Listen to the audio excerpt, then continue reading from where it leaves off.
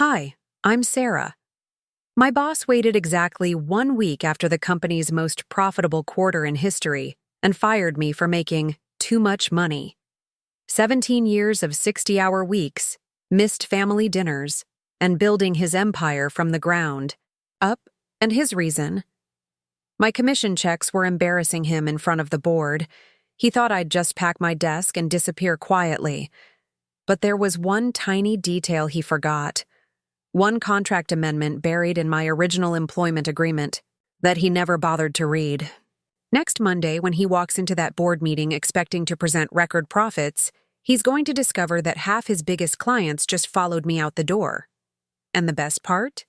He still doesn't know that every handshake deal, every major contract, every relationship he thinks belongs to the company actually belongs to me. Before we jump back in, tell us where you're tuning in from.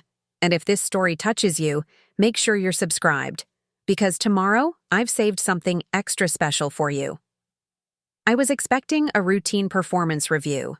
Nothing fancy, just another Tuesday afternoon in the glass-walled conference room on the 14th floor of Meridian Financial Solutions in downtown Chicago. My heels clicked against the polished marble as I walked through the lobby, nodding to security guards who'd known me since I was a junior associate fresh out of college. The receptionist, Maria, gave me her usual warm smile, but something in her eyes seemed different today, strained, like she knew something I didn't. I pushed through the frosted glass doors into the executive suite, my leather portfolio tucked under my arm. Inside were the quarterly reports that would make any CEO weep with joy. Our division had just closed the largest deal in company history, a $12 million contract with Hartwell Industries that I'd been nurturing for 8 months. My commission alone would be enough to finally pay off my mortgage and maybe take that vacation to Italy I'd been promising myself for 5 years. The conference room felt different when I stepped inside. Too quiet, too formal. Marcus Chen, our CEO, sat at the head of the mahogany table in his signature navy suit, but his usual easy smile was nowhere to be found. Beside him sat Jennifer Walsh from HR, her fingers drumming nervously against a manila folder. The company's legal counsel, David Brennan, occupied the chair to Marcus's left, his expression unreadable behind wire-rimmed glasses. I settled into my usual seat, the one I'd occupied for countless meetings over the past 17 years, and placed my portfolio on the table. The silence stretched uncomfortably long. "Sarah," Marcus began, his voice lacking its typical warmth. "Thank you for coming in today.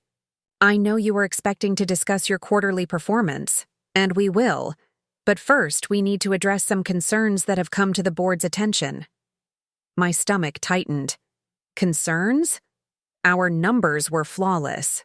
Client satisfaction was at an all-time high. I'd brought in more revenue this quarter than some entire departments managed in a year. Jennifer cleared her throat and opened her folder. "Sarah, your performance has been exceptional, and we want to acknowledge that up front. However, the board has raised questions about compensation structure and how it reflects on the company's overall image." I blinked, trying to process her words. "I'm sorry, I don't understand. Are you saying there's an issue with my performance?" "No," Marcus interjected quickly. "Your performance is exemplary. Too exemplary, in fact.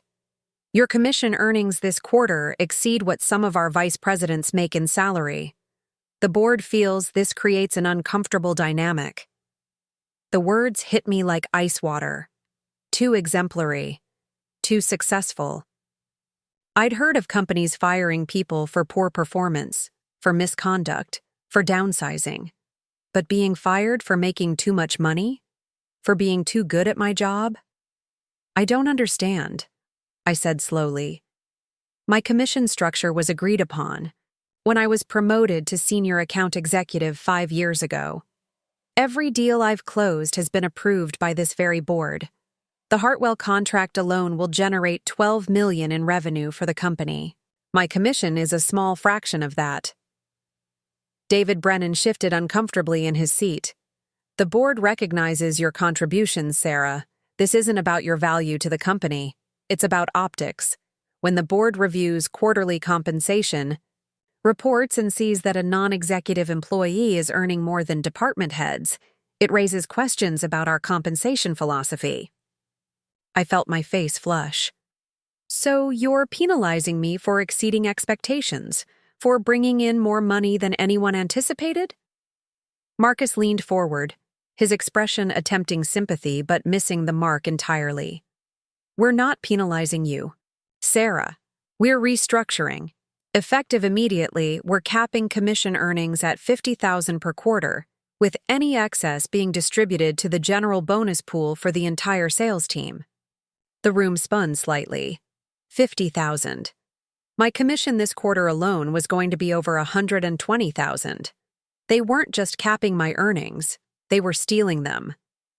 And if I don't agree to this restructure? I asked, though I already knew the answer. Jennifer's expression became even more strained.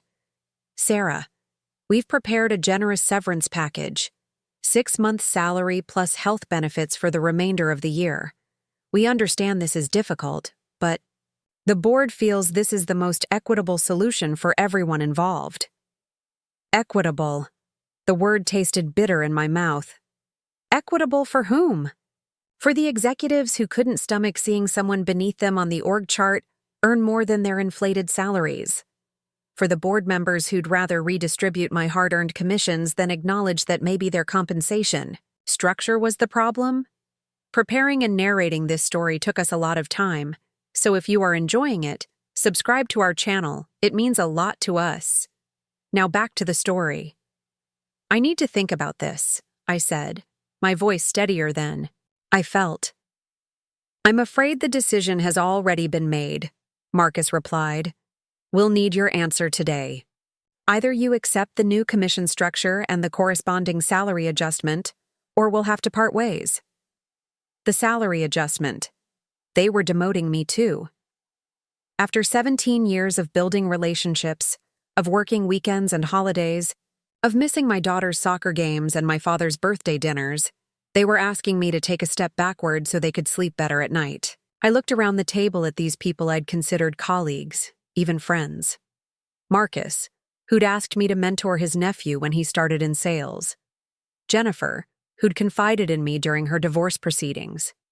David, who'd consulted me on contract negotiations because he valued my client relationships. I'll need until end of business today to review the terms, I said finally. Marcus nodded. Of course. Jennifer will walk you through the paperwork when you're ready. I stood, gathering my portfolio with hands that somehow remained steady.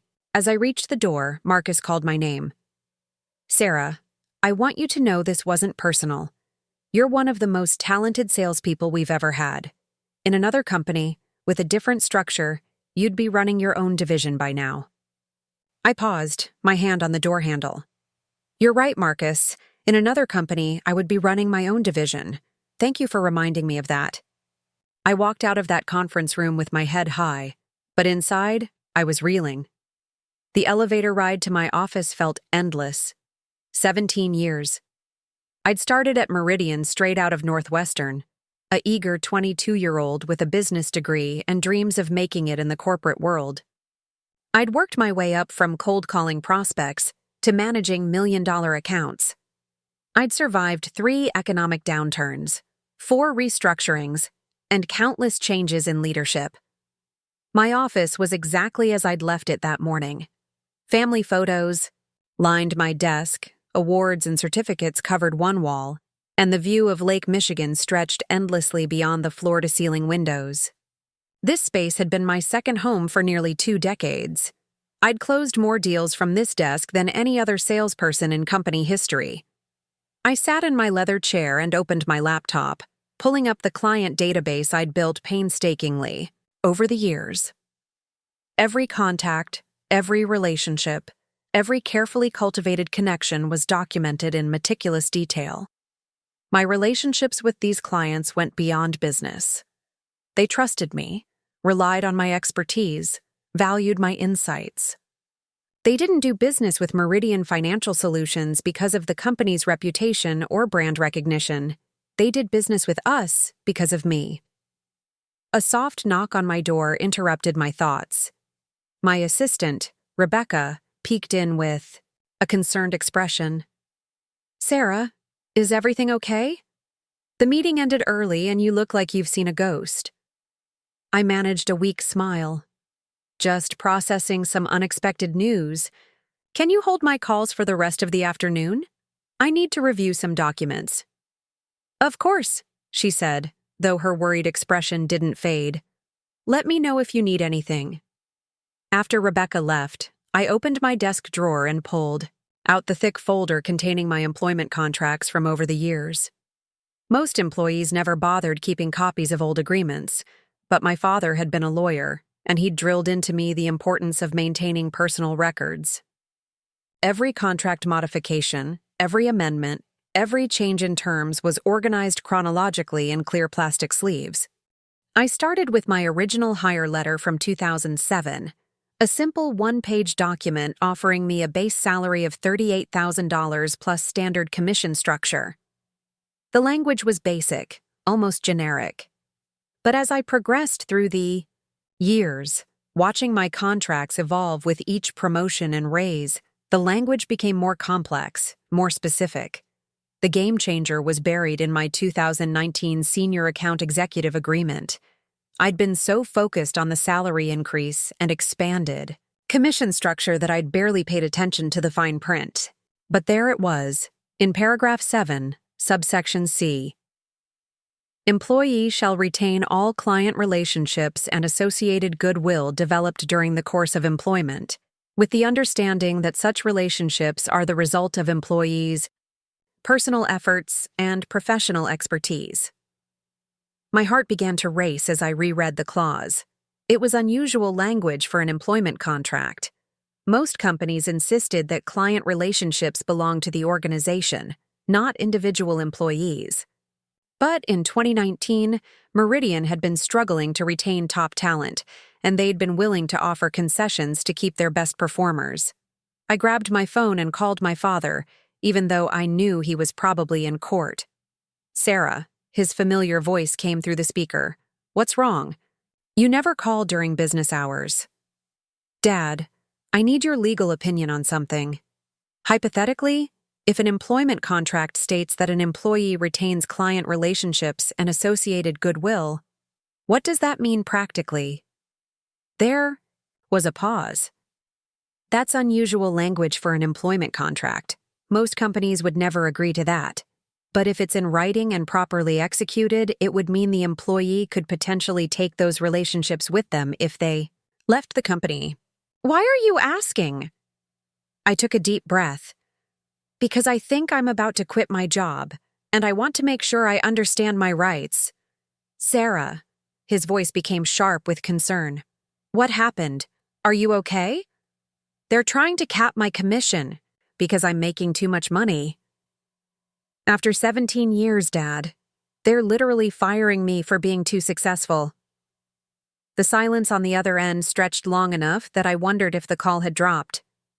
"Email me the contract language." "Immediately," he said finally. "Don't sign anything, don't agree to anything, and don't let them pressure you into making a hasty decision. If what you're telling me is accurate, they may have just made a very expensive mistake."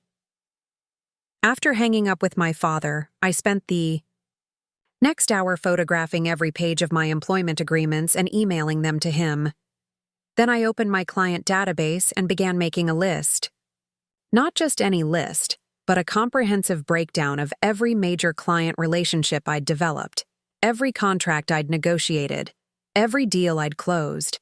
The numbers were staggering. Over 17 years, I'd brought in over $200 million in revenue for Meridian. My client retention rate was 97%, the highest in the company's history. More importantly, when I reviewed the client contracts themselves, I discovered something that made my pulse quicken. Most of the major deals included personal, service clauses, language that specifically named me as the primary point of contact and account manager, clauses that allowed clients to terminate agreements if their designated account manager was no longer available, standard language in high-value B2B contracts, but language that suddenly took on new significance. I picked up my phone and dialed the first number on my list.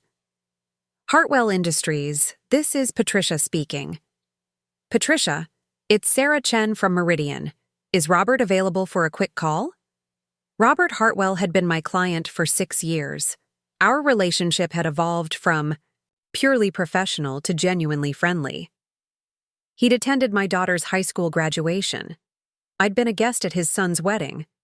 We'd built the kind of trust that transcended business transactions. Sarah! His voice boomed through the phone. Perfect timing. I was just reviewing the implementation timeline for our new contract. Everything looks outstanding. You've outdone yourself again. Thank you, Robert. Actually, that's why I'm calling. There might be some changes coming on my end, and I wanted to give you a heads up personally. Changes? What kind of changes? You're not leaving Meridian, are you? Because if you are, we need to talk immediately. You know our contract has that clause about designated account management. My heart skipped. You remember that clause? Remember it? Sarah, I insisted on it. After the disaster we had with Morrison and Associates when they switched account, managers 3 times in 2 years, I swore I'd never sign another major contract without personal service guarantees. If you're not managing our account, we're not staying with Meridian.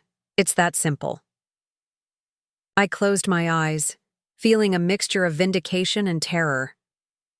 Robert, can I call you back in a few hours? I need to work through some details on my end. First. Of course, but Sarah, don't keep me in suspense too long. This contract represents a significant investment for us, and continuity is crucial during implementation. After hanging up, I made similar calls to 5 more major clients. The response was consistent and devastating for Meridian.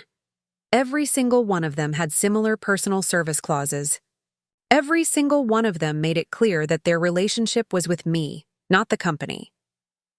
I sat back in my chair, staring out at Lake Michigan as the afternoon sun cast long shadows across my office. Marcus and the board thought they were dealing with an overpaid employee who'd gotten too big for her britches. They had no idea they were about to lose 60% of their major accounts. My phone buzzed with a text from my father. Reviewed the contracts. Call me immediately. Do not sign anything. I dialed his number, and he answered before the first ring finished. Sarah, where are you right now? In my office. Why? Good. Don't leave, and don't let anyone remove any files or documents from your workspace. The contract language you sent me is ironclad. If they terminate you, they're potentially in breach of multiple client agreements. More importantly, if you've been developing these relationships under the assumption that you retain the associated goodwill, they can't prevent you from taking those relationships with you. My father's voice carried the same excitement I remembered from my childhood when he'd discovered a crucial piece of evidence in a case. But Dad, won't there be non-compete issues? Read me paragraph 12 of your 2019 agreement. I flipped to the page and read aloud. Given the unique nature of employees' role and the personal relationships inherent in high-level client management, traditional non-compete restrictions are waived in favor of the client relationship retention clause, outlined in paragraph 7. They waived non-compete to keep you, my father said, his voice filled with amazement.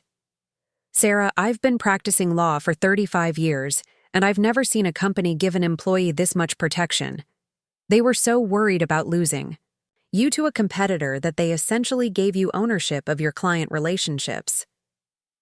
The implications hit me like a freight train.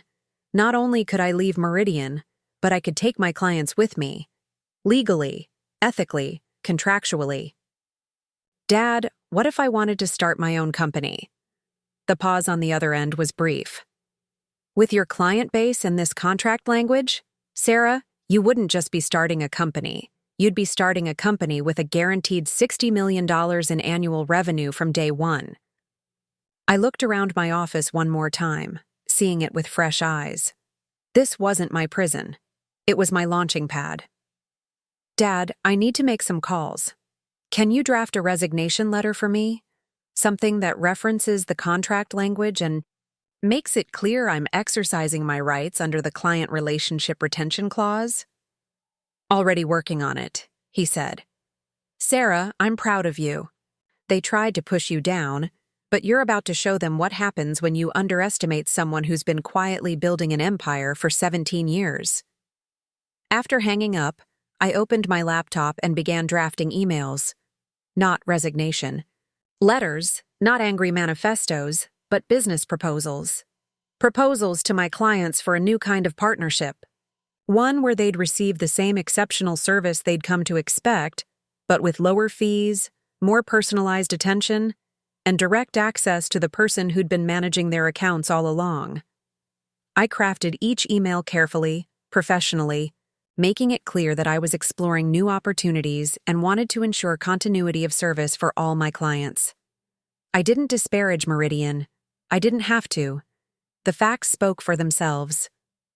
By 5 o'clock, I had 15 emails ready to send. 15 emails that would collectively represent the largest client exodus in Meridian's history. But I didn't send them. Not yet. Instead, I printed out Jennifer's severance agreement and read it carefully. 6 months' salary, extended health, benefits, and a standard non-disclosure agreement. What it didn't include was any mention of my client relationships or the retention clause in my employment contract. They'd forgotten about it entirely. I signed the agreement with a smile. At 6:30, Jennifer knocked on my door. She looked exhausted, probably from dealing with similar conversations all day. Sarah, have you had a chance to review everything? I handed her the signed severance agreement. I have. I accept the terms as outlined. Relief flooded her features. I'm so glad. I know this isn't easy, but I really think this is the best outcome for everyone. I agree completely, I said, and I meant it. When would you like my final day to be? Given the circumstances, we thought it might be best if today was your last day. We can have IT deactivate your access this evening and arrange for you to collect any personal items tomorrow. Perfect. They wanted me gone immediately, which meant they wouldn't have time to review my employment contracts or consider the implications of the client relationship clause. That works for me, I said. I'll gather my personal items now. Jennifer nodded and left me alone in my office. I packed methodically, family photos, awards, personal books, and the leather-bound client relationship folder I'd been maintaining for years. Everything else could stay. I wouldn't need Meridian's resources where I was going. As I walked through the office carrying my banker's box, colleagues stopped to say goodbye. Some looked confused, others sympathetic. A few whispered that they couldn't believe the company was letting me go. If only they knew what was coming. The elevator ride to the parking garage felt like a countdown, not to an ending, but to a beginning. I loaded my box in the trunk of my car and sat in the driver's seat for a moment, looking up at the Meridian building towering above me. 17 years of my life were contained in those floors, but my future was waiting somewhere else entirely. I pulled out my phone and opened the draft emails I'd prepared. 15 clients, 60 million in annual revenue. The foundation of a new company built on relationships I'd spent nearly 2 decades cultivating. My finger hovered over the send button. Monday morning, Marcus would walk into his board meeting expecting to present record quarterly profits. Instead, he'd be explaining how they'd lost their most valuable clients in a single weekend. I smiled and hit send. The emails went out at 6:47 p.m. on a Tuesday evening. 15 carefully crafted messages to 15 major clients, each one personalized, each one professional, and each one devastating to Meridian Financial Solutions. I hit send and then drove home through Chicago's evening traffic, my hands steady, on the steering wheel despite the earthquake I'd just triggered. My townhouse in Lincoln Park felt different when I walked through the front door. The same family photos lined the hallway, the same furniture filled the living room, but everything felt charged with possibility. I poured myself a glass of wine and sat at my kitchen table, laptop open, watching the responses roll in. The first reply came from Patricia at Hartwell Industries within 20 minutes. Sarah, Robert wants to schedule a call first thing tomorrow morning. When can we discuss transition logistics? The second came from Michael Torres at Consolidated Manufacturing. This is exactly the kind of innovative thinking we've been hoping for. Let's talk specifics. By 9 p.m., I had responses from 11 of the 15 clients I'd contacted. Not a single one expressed hesitation about following me. Not one asked to think it over. They'd been waiting for this opportunity, some for years. My phone rang just after 10. Dad's number flashed on the screen. How did it go? He asked without preamble. Better than I hoped. 11 responses already, all positive. Dad, I think this is really going to work. Of course it's going to work. You've been building toward this moment for 17 years without even realizing it. Every client lunch, every late-night crisis call, every weekend spent reviewing contracts. It was all building your own company, not theirs. I walked to my home office, a small room I'd barely used except for holiday card mailings and online shopping. Tomorrow it would become corporate headquarters for whatever I was about to build. Dad, I need to ask you something serious. What are the legal implications if I start my own firm? I know my employment contract protects the client relationships, but there have to be other considerations. I've been researching this all evening, he said, and I could hear papers rustling in the background. The client relationship retention clause is bulletproof, but you'll need to be careful about intellectual property. Don't take any proprietary documents, don't use any of their systems or processes, and make sure your new business model is distinctly different from theirs. What do you mean, distinctly different? Meridian is a traditional financial services company with layers of bureaucracy and standardized processes. You should position yourself as a boutique consultancy offering personalized service and direct access to expertise. Different value proposition, different business model, different everything. I grabbed a notepad and started scribbling ideas. What about timing? How quickly can I get this launched? With your client base already committed, you could be operational within a week. But Sarah, there's something else we need to discuss. Have you thought about what this means for Meridian? Losing 60% of their major accounts won't just hurt their bottom line. It could threaten the company's survival. The question hung in the air. Did I care about Meridian's survival? A few days ago, I would have said yes. These people had been my colleagues, my work family. But they'd made their choice when they decided my success was a problem to be solved rather than an asset to be celebrated. Dad, they fired me for being too good at my job. They looked at my success and saw it as embarrassing rather than inspiring. If they can't survive without me, maybe that says more about their business model than mine. I understand your anger, Sarah, but I want you to be prepared for what's coming. When they realize what you've done, they're going to fight back. They'll claim you stole their clients, violated your employment agreement, engaged in unfair competition. Are you ready for that battle? I thought about Marcus's face in that conference room, the way he'd delivered the news about my termination like he was doing me a favor. The way Jennifer had talked about optics and equity while preparing to steal my commissions. The way 17 years of loyalty and dedication had been dismissed as an inconvenience. Let them fight, I said. I have documentation for everything, client contracts that support my position, and a father who happens to be an excellent attorney. More importantly, I have something they never had, the trust and respect of the clients who actually generate their revenue. After hanging up with my father, I spent the next 3 hours building a basic business plan. Chen Consulting Group, personalized financial advisory services for mid-market companies. Lower overhead than Meridian meant lower fees for clients. Direct access to senior-level expertise instead of layers of junior staff and bureaucracy.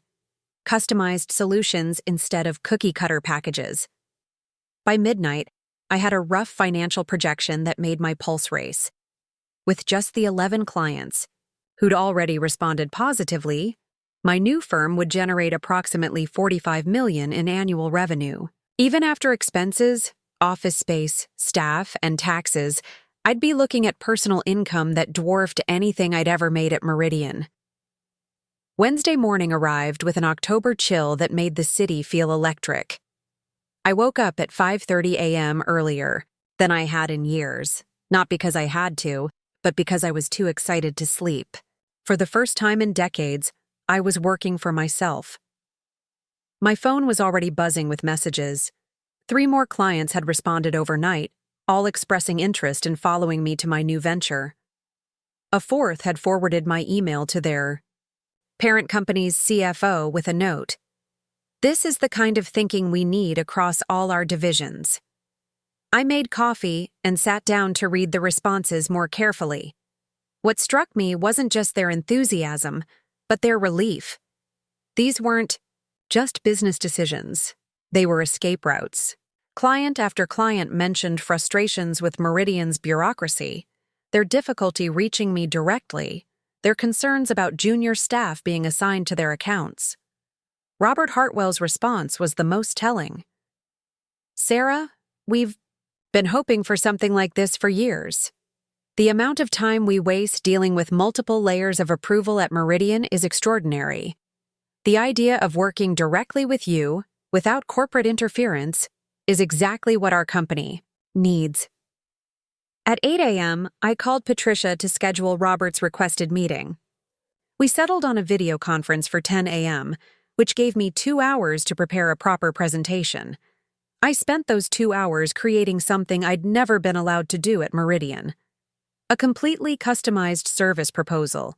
Instead of forcing Robert's company into Meridian's standardized packages, I designed a solution specifically for Hartwell Industries' unique challenges and goals. The video call began with Robert's familiar smile filling my laptop screen. Sarah, I have to tell you, your timing couldn't be better. We've been discussing bringing more of our financial advisory work in-house, but we didn't want to lose the expertise we've come to rely on.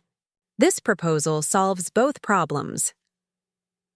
I walked him through my service model.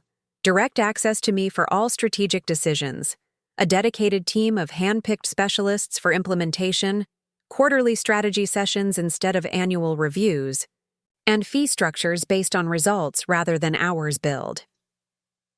What would this mean for our current contract with Meridian? He asked. Your contract includes a 30-day termination clause for cause. If Meridian can't provide the designated account manager specified in your agreement, which they can't since I no longer work there, you have grounds for immediate termination without penalty. Robert leaned back in his chair, grinning.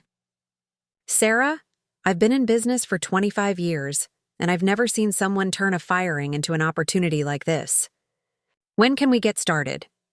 I can have transition paperwork ready by Friday. Full service begins Monday. Done. And Sarah? I'm going to recommend your services to 3 other companies in our industry group. They've all had similar frustrations with large financial services firms. After the call ended, I sat staring at my laptop screen in amazement. In less than 24 hours, I'd gone from unemployed to having a client base that could support a multi-million-dollar business. My phone rang. Jennifer Walsh from Meridian's HR department. Sarah, I hope you're doing well. I'm calling because we've had some unusual client inquiries this morning. Several of your former clients have contacted us asking about transition, procedures, and contract terminations.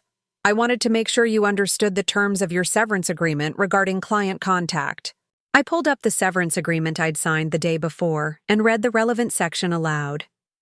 Employee agrees not to disparage the company or interfere with existing client relationships. I paused. Jennifer, I haven't disparaged the company to anyone, and I'm not interfering with client relationships. I'm offering to continue the relationships I built over 17 years. Sarah, you know that's not what the agreement intends. Jennifer, the agreement says exactly what it says. If Meridian wanted to prevent me from maintaining client relationships, they should have addressed the client retention clause in my employment contract before terminating me. Since they didn't, I'm operating within my legal rights. There was a long pause. Sarah, I think we need to have a meeting.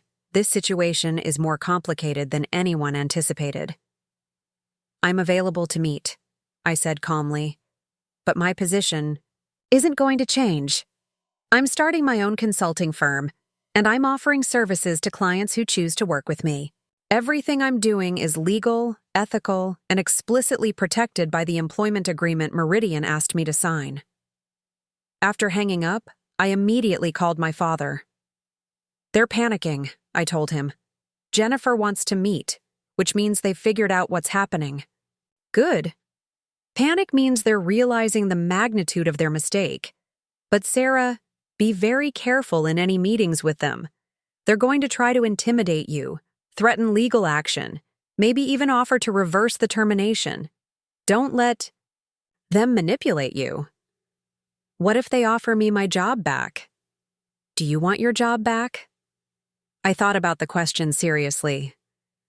Did I want to return to the glass office, the corporate politics, the commission caps, the board meetings where my success was treated as an embarrassment? No, I realized. I don't. I want what I'm building instead. Then remember that feeling when they try to convince you otherwise. The meeting with Meridian was scheduled for Thursday afternoon at 2 p.m. I spent Wednesday evening and Thursday morning preparing for war. I printed copies of all relevant contract language, client correspondence, and financial projections for my new business. I drafted a detailed timeline of events leading to my termination. Most importantly, I prepared myself mentally for whatever tactics they might employ. I arrived at Meridian's offices 15 minutes early, wearing the same navy blue suit I'd worn to court appearances when I'd helped my father with research during law school. The security guard who'd known me for 17 years looked confused when I signed in as a visitor rather than badging through the employee entrance. The conference room was crowded when I arrived. Marcus sat at the head of the table, flanked by Jennifer, David Brennan, and two people I didn't recognize. A middle-aged woman in an expensive suit introduced herself as Catherine Morrison, external legal counsel. The younger man was James Chen, a senior partner from Meridian's accounting firm. Sarah, Marcus began, his tone attempting warmth but missing by miles. Thank you for coming in. I think there's been a misunderstanding about your departure and the transition of your client relationships. I said nothing, just opened my portfolio and placed my hands flat on the table. We've had multiple clients contact us about terminating their contracts, Marcus continued. They seem to be under the impression that they can follow you to a new firm. Obviously, that's not how client relationships work in our industry. Actually, I said quietly, that's exactly how they work when the employment contract explicitly states that the employee retains client relationships and associated goodwill. Catherine Morrison leaned forward. Ms. Chen, employment contracts can't override basic principles of corporate client ownership. The relationships you developed were using Meridian's resources, time, and infrastructure. I slid a copy of my 2019 employment agreement across the table. Paragraph 7, subsection C. The language is unambiguous. Meridian agreed to this. Clause in writing. David Brennan, who'd been notably quiet, finally spoke. Sarah, I remember these negotiations. This clause was included because you'd received competing offers from other firms. We were trying to provide you with incentives to stay. And it worked, I replied. I stayed for 5 more years, during which I generated over $80 million in revenue for this company. Revenue that wouldn't have existed without my client relationships. Marcus's composure was beginning to crack. Sarah, you can't just walk away with our clients. It's corporate theft. I'm not walking away with your clients, Marcus. I'm walking away, and your clients are choosing to follow me. There's a significant difference, and the law recognizes that difference. James Chen, the accountant, had been furiously scribbling notes throughout the conversation. He looked up nervously. "Ms. Chen, are you aware that the clients you're in contact with represent approximately 63% of your former division's annual revenue? I'm aware that they represent clients who trust me and want to continue working with me. Yes." The room fell silent. Finally, Catherine Morrison spoke. "Ms. Chen, what would it take for you to return to Meridian and honor your commitment to these client relationships here?" I'd been expecting this question. "Ms. Morrison, Meridian terminated my employment because they felt I was making too much money. They offered me a choice between accepting a commission cap that would have reduced my income by more than half or accepting a severance package. I chose the severance package. That decision is final. What if we restructured the compensation?" "Arrangement?" Marcus asked desperately. "What if we created a partnership track or offered you an equity stake in the company?" For a moment, I was tempted. Partnership at Meridian had been my dream job for years. Equity in the company represented long-term financial security. But then I remembered the conference room 2 days ago, the casual dismissal of 17 years of loyalty, the assumption that I'd accept whatever crumbs they offered. "Marcus, 2 days ago, you told me I'd outlived my usefulness to this company. You said my success was embarrassing to the board. You offered me a choice between accepting reduced compensation or leaving. I made my choice, and I'm comfortable with it." "Sarah, please," Jennifer interjected. "Let's not let emotions cloud good business judgment. We can find a solution that works for everyone." I stood up, gathering my papers. "Jennifer, this isn't about emotions. It's about business judgment. Mine. For 17 years, I made excellent business judgments that benefited this company enormously. Now I'm making business judgments that benefit me." As I reached the door, Marcus called out one last time, "Sarah, if you go through with this, you'll be destroying relationships with colleagues who've supported you for years, people who considered you family." I turned back to face the room. "Marcus, family doesn't fire you for being successful. Family doesn't try to steal your commissions. Family doesn't make you choose between your self-worth and your paycheck." I paused. "You're right that I'm destroying relationships. I'm destroying relationships that were never as valuable as I thought they were."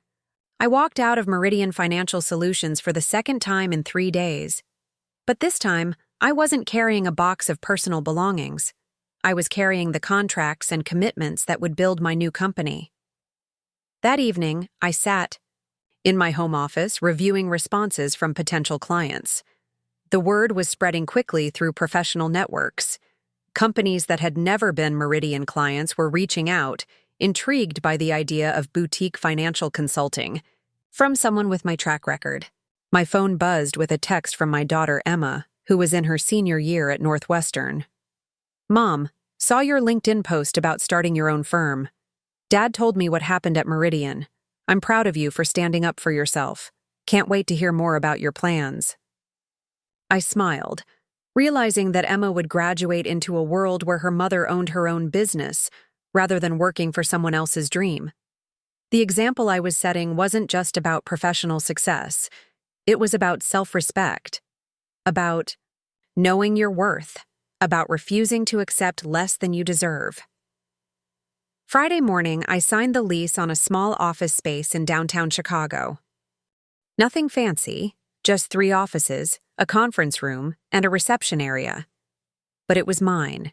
The nameplate by the door would read, Chen Consulting Group, and the decisions made inside would be mine to make. As I walked through the empty space, envisioning where furniture would go and how I'd arrange the conference room, my phone rang. Robert Hartwell again. "Sarah, I have news. I mentioned your new firm to the CEO of Morrison Industries yesterday. They're Hartwell's largest supplier, and they've been unhappy with their current financial advisory firm for months. He wants to meet with you next week." Morrison Industries. I knew them by reputation. A mid-market manufacturing company with operations across the Midwest. Annual revenue around $200 million. Exactly the kind of client that could anchor a growing consulting firm. Robert, I don't know how to thank you. Thank me by continuing to provide the exceptional service you've always provided. Sarah, what you're doing takes incredible courage. Most people would have just taken the severance and found another job. You're building something entirely new. After the call, I stood in my empty office and allowed myself a moment of pure satisfaction. In less than a week, I'd gone from being fired for my success to building a business founded on that same success.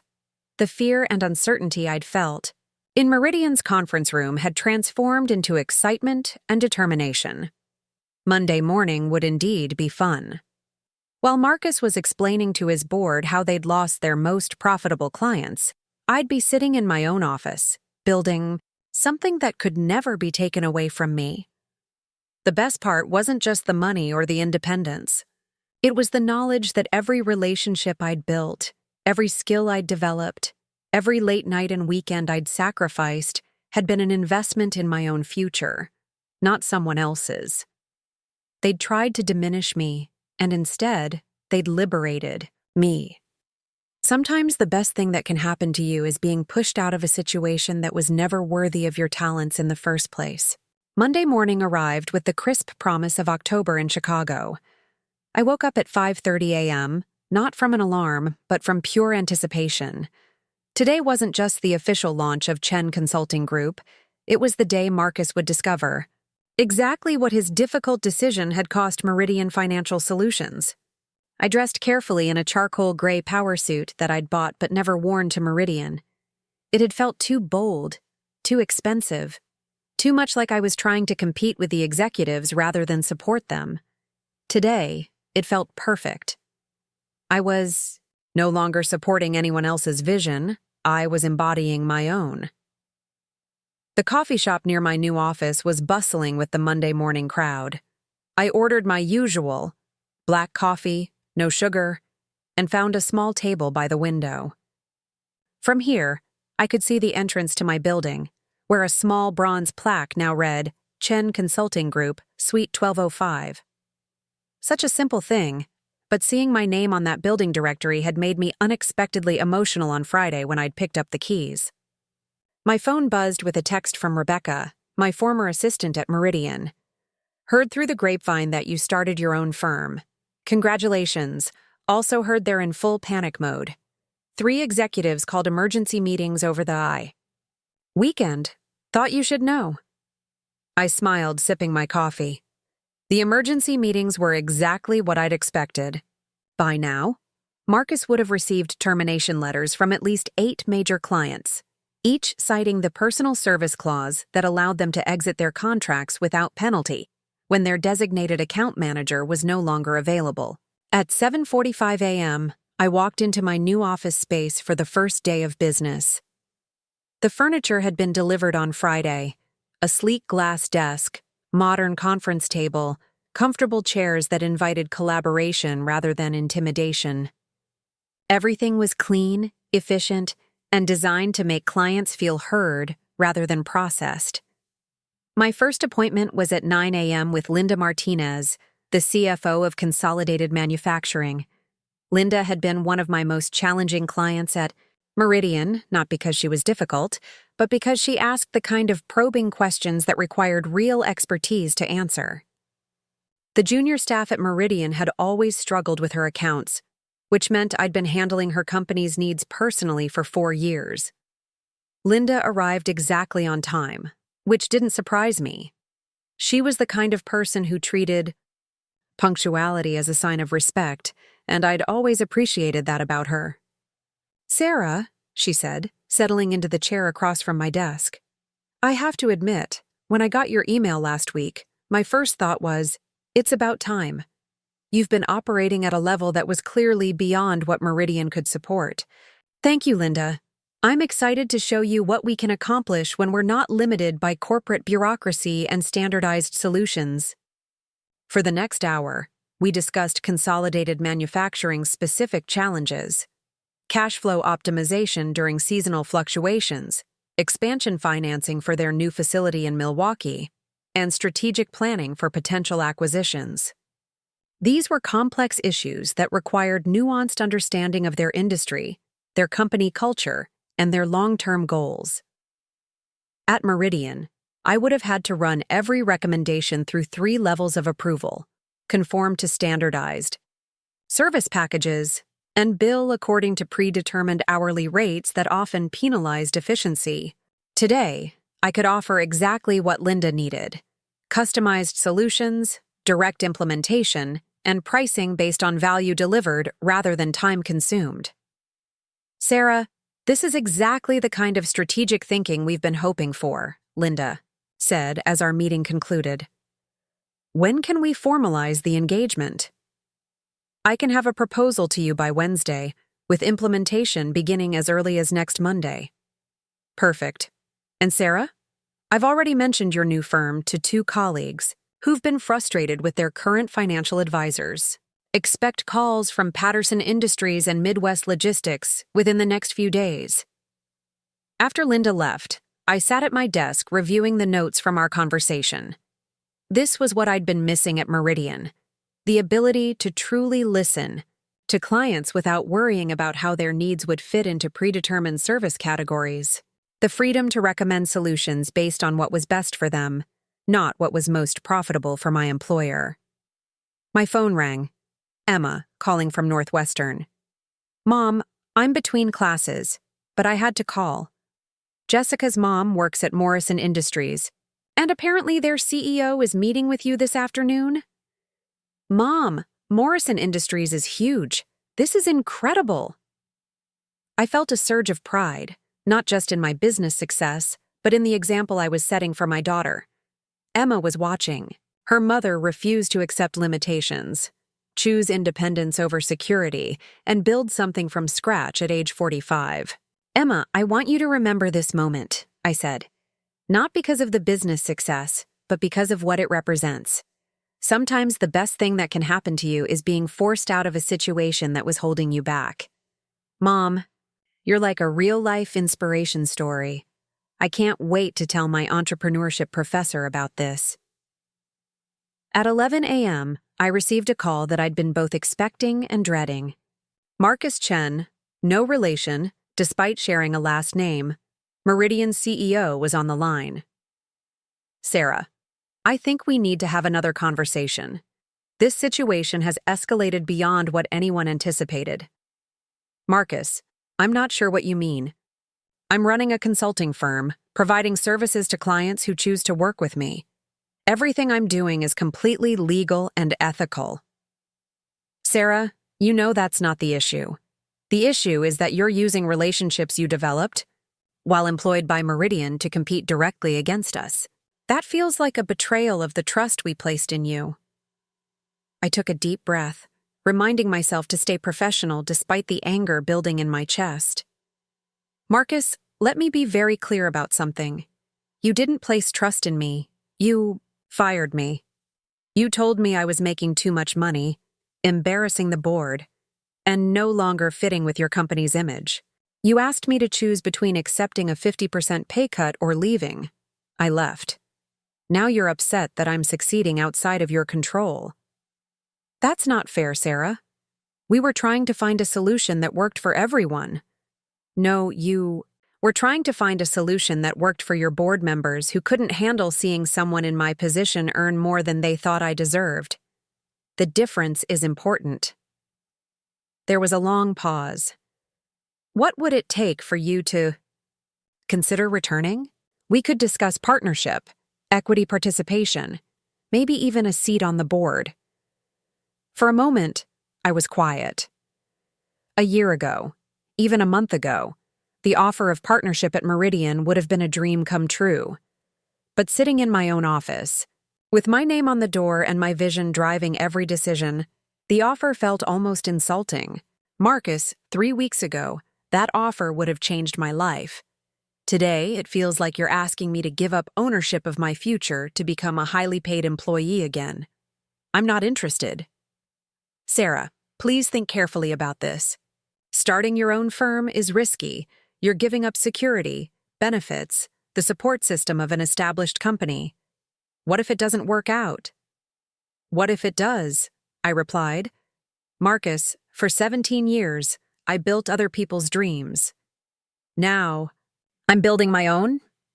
Even if I fail, which I won't, at least I'll fail attempting something that belongs to me.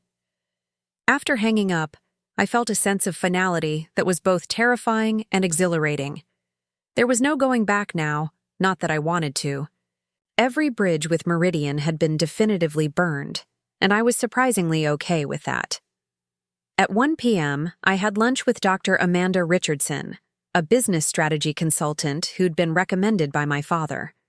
Amanda specialized in helping professionals transition from corporate careers to independent consulting, and I'd hired her to help me avoid the common pitfalls of new business ownership. Sarah, she said over salads at a quiet restaurant near my office, I've reviewed your business plan and client projections.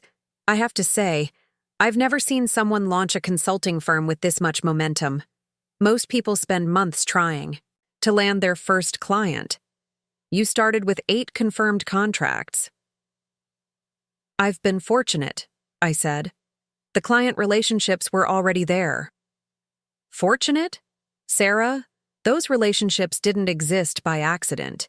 You cultivated them over 17 years through exceptional service, personal attention, and genuine care for your client's success. Meridian didn't fire you in spite of your success. They fired you because of it. There's a difference.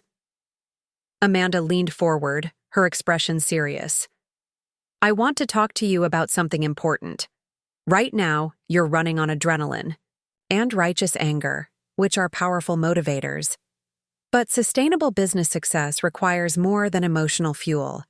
It requires systems, processes, and strategic thinking. What do you mean? I mean that revenge is a great launching pad, but it's a terrible business plan. You've proven that you can take clients away from Meridian. Now you need to prove that you can build something bigger than just not Meridian. What's your vision? For Chen Consulting Group 5 years from now? The question caught me off guard. I'd been so focused on the immediate vindication of leaving Meridian and taking my clients that I hadn't thought seriously about long-term growth strategy. I want to build a firm that treats both clients and employees the way I wish I'd been treated, I said slowly. No arbitrary commission caps, no politics, no bureaucracy. Just excellent service and fair compensation for results. That's a good start, Amanda said. Now let's talk about how to scale that vision. How do you hire people who share your values? How do you maintain personalized service as you grow? How do you compete with larger firms without becoming one yourself? We spent the next hour discussing growth strategies, hiring plans, and operational systems. By the time lunch ended, I had a clear picture of the infrastructure I'd need to build to support sustainable growth, rather than just immediate success. At 3 p.m., I had my meeting with David Morrison, CEO of Morrison Industries. David was exactly what I'd expected from Robert Hartwell's description: direct, intelligent, and focused on results rather than presentations. Sarah, Robert speaks. Very highly of your work, he began, settling into the conference room chair. But I want to hear from you directly. What makes Chen Consulting Group different from the dozen other financial advisory firms that have pitched us in the past 6 months? I'd prepared for this question, but sitting across from David, I realized that my prepared answer wasn't what he needed to hear.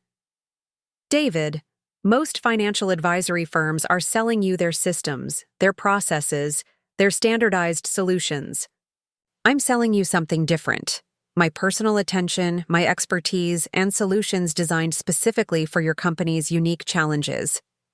That sounds like what every consultant says. You're right, so let me be more specific. I opened my laptop and pulled up the research I'd done on Morrison Industries over the weekend. Your company has been growing at 15% annually for 3 years, but your cash flow cycles don't match your growth investments.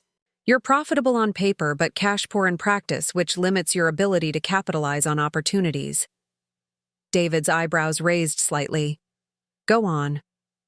Most advisory firms would recommend a standard line of credit or factoring arrangement. But those solutions don't address your real problem, which isn't access to capital, it's timing. You need a cash flow management system that anticipates your seasonal variations and aligns your investment schedule with your revenue cycles. For the next 45 minutes, we discussed Morrison Industries' specific financial challenges and how Chen Consulting Group could address them. Unlike at Meridian, where I would have had to qualify every recommendation through multiple approval levels, I could commit to solutions in real time. "Sarah, I'm impressed," David said as our meeting concluded. "When can we get started?" "I can have a detailed proposal to you by Thursday, with implementation beginning the following Monday." That's exactly the kind of responsiveness we've been looking for. You'll have our answer by Friday. After David left, I sat in my office watching the late afternoon sunlight stream through the windows. In one day, I'd had 3 substantive client meetings, each resulting in potential business that would have taken weeks to develop at Meridian. The difference wasn't just efficiency, it was the freedom to operate at the level my experience and expertise warranted. My phone buzzed with a text from an unknown number. "Heard about your new firm through industry contacts. Interested in discussing a potential partnership. Can we talk? Lisa Park, Park & Associates." I Googled Lisa Park quickly. She ran a successful HR consulting firm specializing in mid-market companies. Her client list included several companies that could benefit from financial advisory services, just as my clients might need HR consulting. A potential partnership could accelerate growth for both our firms. I called Lisa immediately, and we scheduled a breakfast meeting for Wednesday morning. The conversation was brief but promising. She was looking for a financial advisory partner she could recommend to clients, and I was looking for ways to expand my service offerings without diluting my expertise.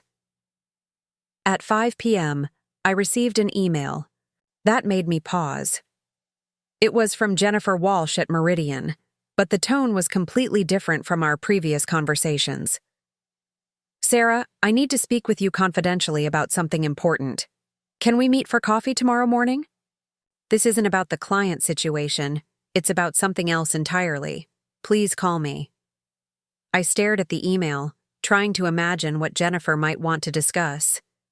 We'd had a cordial but strictly professional relationship during my years at Meridian. She'd never contacted me outside of work matters, and she certainly had never requested confidential meetings. I called her directly. She answered on the first ring. "Jennifer, I got your email. What's this about?" "Sarah, I can't discuss it over the phone. Can you meet me at the Starbucks on Michigan Avenue tomorrow at 7 a.m., the one near the Art Institute?" "Jennifer, if this is about trying to convince me to return to Meridian, it's not." "Sarah, please. This is important and it's not what you think." Something in her voice convinced me to agree. We arranged to meet at 7 a.m., and I spent the evening wondering what could be so sensitive that Jennifer couldn't discuss it over the phone. Tuesday morning, I arrived at Starbucks 15 minutes early and found a quiet table in the back corner. Jennifer arrived exactly on time, looking more nervous than I'd ever seen her.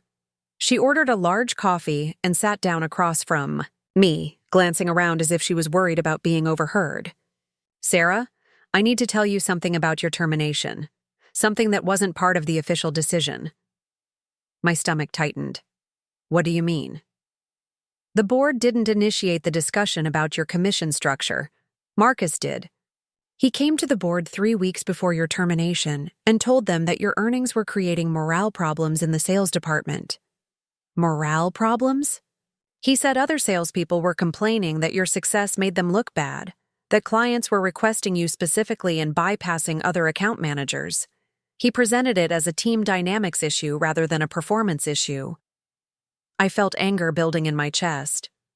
So instead of addressing the performance of other salespeople, they decided to penalize me for outperforming them? "That's not the worst part," Jennifer continued, her voice dropping to almost a whisper. "Marcus had already decided to terminate you before the board meeting. The commission cap discussion was theater. He never intended to give you the option of staying with reduced earnings. The words hit me like a physical blow. What do you mean? I saw the termination paperwork on his desk 2 days before your performance review. He'd already had legal draft your severance agreement, already planned the timing of your departure. The whole meeting about commission restructuring was designed to make it look like you had a choice. I sat back in my chair, trying to process what Jennifer was telling me. The humiliation of that conference room meeting, the false choice between accepting reduced compensation or leaving, the pretense that they were trying to find a solution that worked for everyone, it had all been orchestrated. "Why are you telling me this?" I asked. Jennifer looked uncomfortable. "Because what they did was wrong, and because I think you deserve to know the truth." She paused. "And because I'm worried about what comes next." "What do you mean?" "Marcus is furious about the client defections. He's been meeting with legal counsel about ways to challenge your new business. He's looking for any angle to claim you violated your employment agreement or engaged in unfair competition." "Let him try," I said, though my voice was steadier than I felt. "Everything I'm doing is protected by the contract language Meridian insisted I sign." "Sarah, I know that. You know that. But Marcus doesn't care about legal technicalities. He cares about winning, and right now, he sees you as the enemy." Jennifer reached into her purse and pulled out a manila envelope. "I made copies of some documents before I came here. Internal emails about your termination, board meeting minutes, correspondence with legal counsel about strategies for preventing client defections. I probably shouldn't have these, and I definitely shouldn't be giving them to you."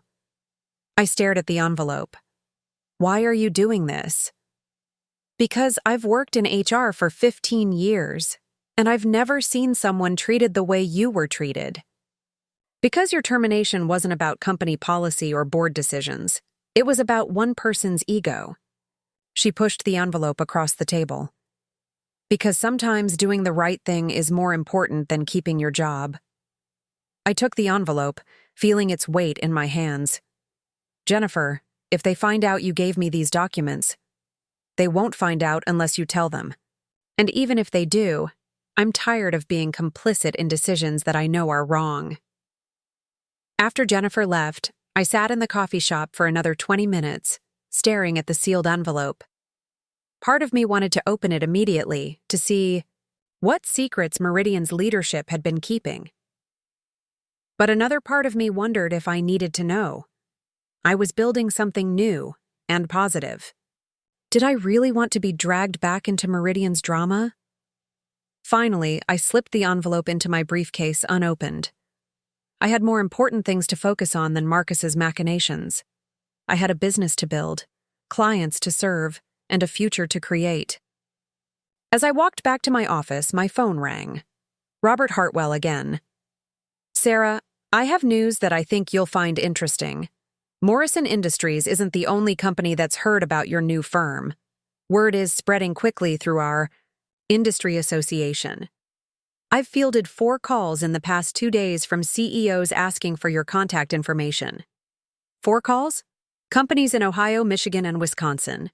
All mid-market manufacturers looking for exactly the kind of personalized financial advisory services you're offering. Sarah, I think you may have underestimated the demand for what you're building. As I entered my office building, I realized that Robert was right. I'd been thinking too small, focusing too much on the clients I was taking from Meridian rather than the broader market opportunity I was creating. Chen Consulting Group wasn't just about proving that I could succeed outside of Meridian. It was about building something entirely new in the financial services industry. The elevator doors closed, and I smiled at my reflection in the polished steel. Marcus thought he was fighting to get his clients back. He had no idea that I was building something so much bigger than what he'd lost. 6 weeks after leaving Meridian, Financial Solutions, I stood in the conference room of my expanded office suite, looking out at a view of Lake Michigan that rivaled anything I'd seen from the corporate towers downtown. Chen Consulting Group now occupied the entire 12th floor of our building, with space for 12 consultants, a full administrative staff, and client meeting facilities that made Meridian's sterile corporate environment look outdated by comparison. The morning's Chicago Tribune lay open on my desk, featuring a business section headline that still made me smile. Local financial consultant disrupts industry with boutique approach. Chen Consulting Group signs 15th major client. The article included a photo of me shaking hands with the CEO of Great Lakes Manufacturing, our newest client, in front of our office's floor-to-ceiling windows. But the real validation wasn't in the newspaper coverage or the exponential growth of my client base. It was in the email I'd received at 6 a.m. from Emma, now in her final semester at Northwestern. Mom, my entrepreneurship professor asked me to present your story as a case study in our capstone class. She said you've created what business schools call a perfect market disruption, identifying an underserved niche and building a superior solution from scratch. I told her my mom didn't just disrupt a market, she revolutionized it. Can't wait to see you speak at graduation in May. You're not just my inspiration anymore. You're everyone's. The pride I felt reading Emma's words eclipsed any commission check I'd ever received at Meridian. This wasn't just about business success. It was about showing my daughter that taking risks, standing up for your worth, and betting on yourself could transform not just your career, but your entire life. My assistant, Rachel, knocked on my office door. I'd hired her away from a large consulting firm 3 weeks ago, offering her 30% more than her previous salary and equity participation in Chen Consulting Group's growth. The difference in her energy and enthusiasm was remarkable. She wasn't just processing paperwork and scheduling meetings, she was actively contributing to our strategic planning and client development. Sarah, the call with the Detroit Auto Suppliers Alliance is in 15 minutes. I've prepared the presentation materials, and David Morrison is joining us remotely to provide a client reference. Perfect. And Rachel, any word from our legal team about the Meridian situation? Mr. Parker called this morning. Meridian's attorneys withdrew their cease and desist letter and formally notified him that they're dropping any claims against Chen Consulting Group. Apparently, they've concluded that pursuing legal action would be more expensive than productive. I nodded, unsurprised. Marcus's legal threats had been bluster from the beginning. When you're operating within the explicit terms of a contract that your opponent insisted you sign, there's very little grounds for legal challenge. More importantly, Meridian's attorneys had probably realized that a public legal battle would only draw more attention to how badly they'd mishandled my departure. The Detroit Auto Suppliers Alliance call was exactly the kind of opportunity that illustrated how much my world had changed. Instead of pitching standardized services to clients who fit predetermined categories, I was being invited to address industry groups about customized solutions for their unique challenges. The alliance represented 47 companies across the Midwest, all dealing with similar cash flow and growth financing issues in the post-pandemic manufacturing landscape. David Morrison's reference was powerful and personal. Sarah doesn't just provide financial advice, he told the alliance members. She becomes a strategic partner who understands your business as well as you do. Since we started working with Chen Consulting Group, our cash flow predictability has improved by 40%, and we've been able to pursue 3 expansion opportunities that we couldn't have considered before. By the end of the call, I had requests for individual consultations from 19 companies. Not proposals or exploratory meetings, actual consultation requests from CEOs who were ready to engage our services immediately. After the call, I sat in my office reflecting on how dramatically my professional landscape had changed. At Meridian, I would have been excited about landing 1 or 2 new clients per quarter. Today, I was managing growth that required strategic decisions about which opportunities to pursue and which to decline.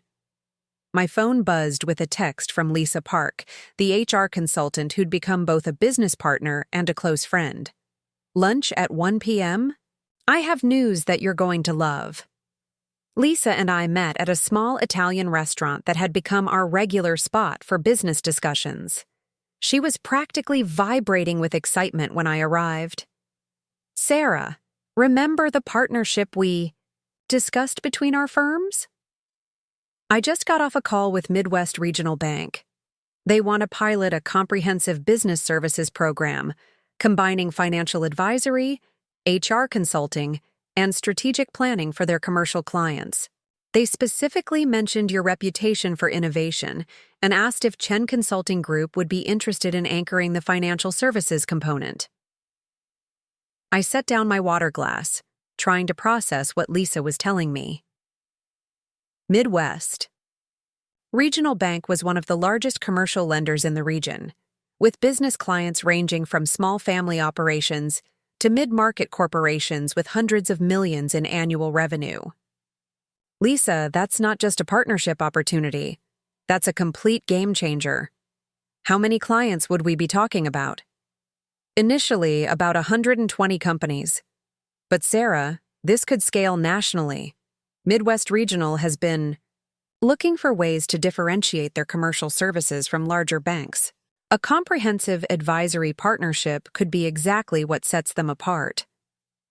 We spent lunch sketching out the possibilities on restaurant napkins. A formal partnership with Midwest Regional Bank wouldn't just accelerate Chen Consulting Group's growth. It would establish us as a major player in the regional financial services market within months rather than years. "Lisa, 18 months ago I was worried about commission caps and office politics. Today we're discussing partnerships that could reshape how mid-market companies access professional services. Sometimes I feel like I'm living someone else's life." "Sarah, you're living the life you always deserved. The difference is that now you're not asking anyone's permission to succeed." That afternoon, I had a meeting that I'd been both anticipating and dreading for weeks. Jennifer Walsh had called to schedule a confidential discussion about something she described as important for your protection. We met at a quiet coffee shop in Lincoln Park, far from downtown where we might encounter Meridian colleagues. Jennifer looked exhausted when she arrived, like someone who hadn't been sleeping well. "Sarah, I need to tell you something that I probably should have told you weeks ago. After you left, Marcus initiated what he called an internal investigation into your client relationships and business practices." "What kind of investigation?" "He had IT forensics examine your computer, review your email history, analyze your phone records. He was looking for any evidence that you'd used company resources inappropriately or violated your employment agreement in ways that weren't covered by the client retention clause." I felt a familiar anger building. And what did they find? "Nothing. Absolutely nothing. Your record was completely clean." "But Sarah, the investigation wasn't really about finding wrongdoing. It was about intimidation. Marcus wanted to send a message to other employees about what happens when someone challenges the company." Jennifer reached into her purse and pulled out another manila envelope. "But the investigation backfired. It found evidence of something Marcus didn't expect: systematic discrimination against high-performing female employees. Email chains discussing how to manage successful women who were earning too much or gaining too much influence. Salary analyses showing significant pay gaps that couldn't be explained by performance differences." I stared at the envelope. "Jennifer, are you telling me that what happened to me wasn't isolated?" "I'm telling you that what happened to you was part of a pattern, a deliberate strategy to limit the career advancement and earning potential of women who threatened the traditional power structure." The implications were staggering. If Jennifer was right, my termination wasn't just unfair, it was illegal. And if it was part of a systematic pattern, other women at Meridian might have grounds for similar claims. "Jennifer, why are you bringing this to me? What do you want me to do with this information?" "I want you to know that you have options, legal options. But more importantly, I want you to know that 3 other women at Meridian have approached me about similar experiences. They're watching your success, Sarah. You're proving that fighting back isn't just possible, it's profitable." I took the envelope, though I wasn't sure I wanted to know what was inside. My new life was moving forward so positively that revisiting Meridian's toxicity felt like stepping backward. Jennifer, I appreciate you bringing this to me, but I need to think about whether pursuing legal action aligns with where I want to focus my energy. I understand. But Sarah, sometimes fighting back isn't just about personal vindication.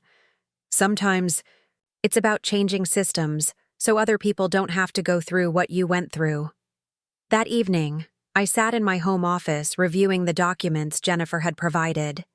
The evidence was damning. Email chains between Marcus and board, members discussing strategies for rebalancing compensation dynamics and managing ambitious female employees. Salary comparisons showing that women in similar roles consistently earned 15 to 20% less than their male counterparts. Performance reviews that praised women's work while questioning their cultural fit and team dynamics. My termination wasn't an isolated incident of poor judgment. It was part of a deliberate strategy to maintain a corporate culture where women could succeed, but only within carefully defined limits. I called my father, knowing he'd still be awake, despite the late hour. Dad, I need your advice on something that goes beyond business law. I'm listening. I spent 30 minutes walking him through Jennifer's revelations and the evidence she'd provided. When I finished, he was quiet for a long moment. Sarah, from a legal perspective, you have an extraordinarily strong case. Potentially not just for wrongful termination, but for systemic discrimination that could result in significant financial penalties for Meridian. But that's not really what you're asking me, is it? No, it's not. I'm asking whether I should risk the momentum I've built to fight a battle that might consume months or years of my life. Sarah, let me ask you something. If Emma called you 5 years from now and told you she was facing the same situation you faced at Meridian, what would you want to be able to tell her about how you responded? The question hit me like a physical force. Emma would graduate into a professional world that was still shaped by the same systemic biases that had derailed my career at Meridian. The success I'd built at Chen Consulting Group proved that individual excellence could overcome discrimination, but it didn't change the systems that created discrimination in the first place. Dad, if I pursue this, it can't be about revenge or financial gain. It has to be about creating change that outlasts my individual circumstances. Then you know what you need to do. The next morning, I called Jennifer and arranged a meeting with the 3 women who'd approached her about similar experiences. We met at my office on Saturday morning when the building was quiet and we could speak freely. The stories were heartbreakingly familiar. Monica had been passed over for promotion 3 times despite consistently exceeding performance targets, told each time that she needed to demonstrate more executive presence. Patricia had been excluded from high-level client meetings and then criticized for not having enough direct client experience. Amanda had been subjected to salary freezes while watching male colleagues receive regular increases for comparable work. I know this is risky for all of you, I said, looking around. The conference table at these 3 accomplished women. But Jennifer's documentation suggests that we might be dealing with systematic discrimination rather than isolated incidents. If that's true, we might be able to create change that protects other women from experiencing what we've experienced. Monica leaned forward. Sarah, watching your success over the past 2 months has been incredible. But it's also shown me something important. I don't have to accept being treated as less valuable than I actually am. What are you thinking? I'm thinking that maybe it's time to stop trying to succeed within systems that are designed to limit us. Maybe it's time to build better systems. By the end of our meeting, we'd made a decision that would have seemed impossible 3 months earlier. We were going to file a class action discrimination lawsuit against Meridian Financial Solutions. Not for financial gain, though that might be a byproduct, but to force systemic change in how the company treated women employees. More importantly, we were going to announce our own partnership. Monica's expertise in international finance, Patricia's background in merger and acquisition analysis, and Amanda's specialization in regulatory compliance would perfectly complement Chen Consulting Group's existing capabilities. Instead of fighting Meridian individually, we were going to compete against them collectively. The press conference announcing both the lawsuit and our expanded partnership was scheduled for the following Thursday, but word leaked early, and by Tuesday morning, my phone was ringing with calls from journalists, industry analysts, and potential clients who wanted to understand what was happening. The Chicago Business Journal ran a front-page story Wednesday morning with the headline, "4 former Meridian executives allege systematic gender discrimination, launch competing firm." The article included quotes from clients praising our work and industry experts, discussing the broader implications of our allegations. But the most satisfying moment came Wednesday afternoon, when I received a call from Marcus himself. "Sarah, I think this situation has gotten out of hand. These allegations are baseless, and pursuing them publicly will only damage everyone involved. Can we find a way to resolve this privately?"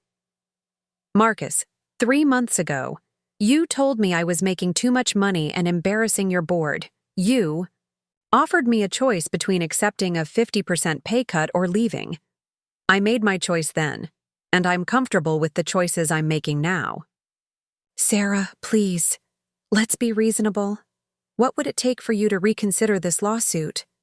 I looked out my office window at Lake Michigan, thinking about Emma's upcoming graduation, about the 3 women who'd trusted me with their stories, about all the women who might face similar situations in the future. "Marcus, you're asking the wrong question. The question isn't what it would take for me to reconsider the lawsuit. The question is what it's going to take for Meridian to become the kind of company that doesn't create the need for lawsuits like this." "What do you mean?" "I mean comprehensive policy changes, executive training on discrimination and bias, salary audits to identify and correct pay gaps, and accountability measures to ensure these problems don't happen again. Those are the changes that would make this lawsuit unnecessary. And if we agreed to those changes, then you'd be taking the first step toward building a workplace culture that actually deserves the talented people who work there." The call ended without resolution, but I wasn't surprised. Systemic change rarely happens because people suddenly develop good intentions. It happens because maintaining the status quo becomes more expensive than creating change.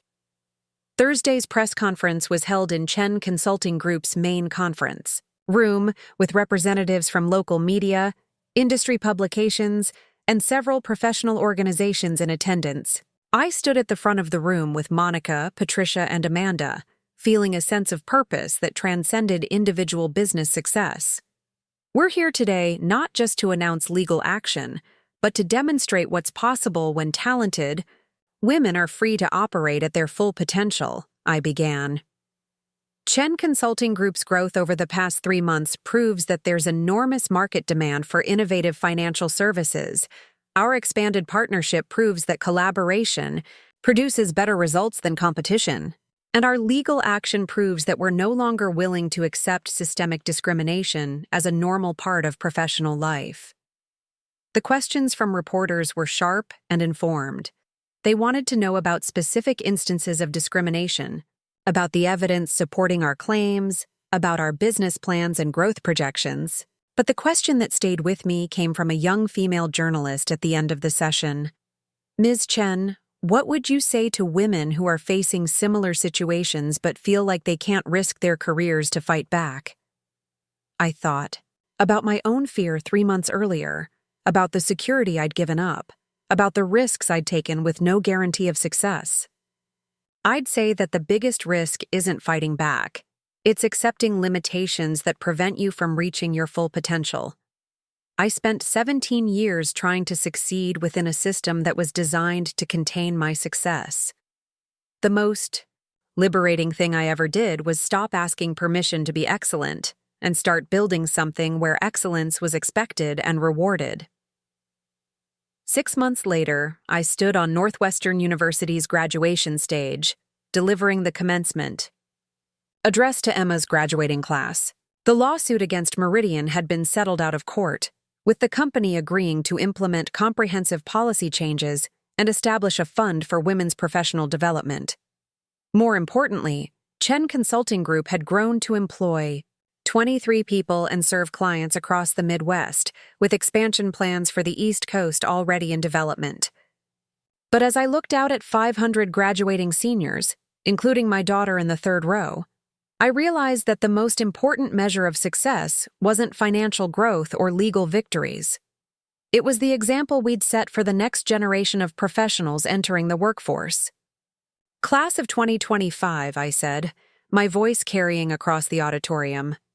You're graduating into a world where the traditional rules of career advancement are being rewritten, where loyalty to employers who don't value you is no longer considered virtuous, where taking risks on your own potential is becoming more secure than accepting limitations imposed by others." I paused, making eye contact with Emma, who was beaming with pride. Some of you will face situations where you're told you're too ambitious, too successful, too expensive. When that happens, remember that those aren't criticisms, they're opportunities. Opportunities to discover what you're truly capable of. When you stop asking permission to excel and start building something worthy of your talents. The applause was thunderous, but what moved me most was seeing Emma stand up, followed by her entire row, then the entire graduating class, giving a standing ovation not just for my words, but for the example we'd set together. After the ceremony, Emma found me outside the auditorium, still in her cap and gown. "Mom, I've been thinking about your story a lot lately, about what it means to bet on yourself when everyone else is betting against you." "And what have you concluded?" "I've concluded that the best thing that ever happened to our family was you getting fired for being too successful. Because it forced you to discover who you really were underneath all those years of trying to fit into someone else's definition of success." As we walked across campus together, I realized Emma was right. Getting fired from Meridian hadn't been a professional setback, it had been professional liberation. It had forced me to stop defining success by other people's standards and start building success on my own terms. The best part wasn't the money, though financial independence was certainly gratifying.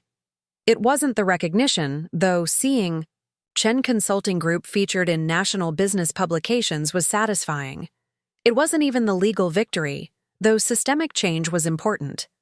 The best part was the knowledge that I'd never again have to ask anyone's permission to be excellent, that I'd built something that couldn't be taken away by a boss's insecurities or a board's discomfort with my success, that I'd proven to myself and to my daughter that sometimes the most dangerous thing you can do is play it safe.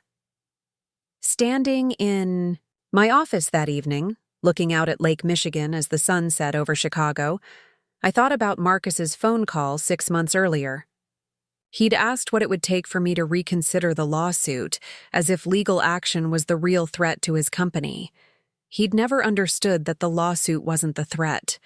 The threat was what I'd built instead of trying to fix what they'd broken. The threat was proving that their limitations were artificial, their control was temporary, and their definition of success was obsolete. They'd fired me for making too much money. Now I was making more money than I'd ever imagined possible, employing other people who'd been undervalued by traditional corporate structures, and showing clients what exceptional service actually looked like when it wasn't filtered through layers of bureaucracy and bias. The best revenge wasn't getting even. It was getting free.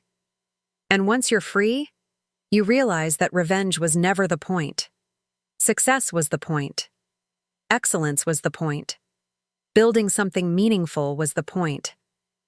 Sometimes the best thing that can happen to you is being pushed out of a situation that was never worthy of your potential in the first place, because that's when you discover what you're truly capable of, when nobody else is setting the limits. Up next, you've got 2 more standout stories right on your screen. If this one hit the mark, you won't want to pass these up. Just click and check them out. And don't forget to subscribe and turn on the notification bell so you don't miss any upload from us.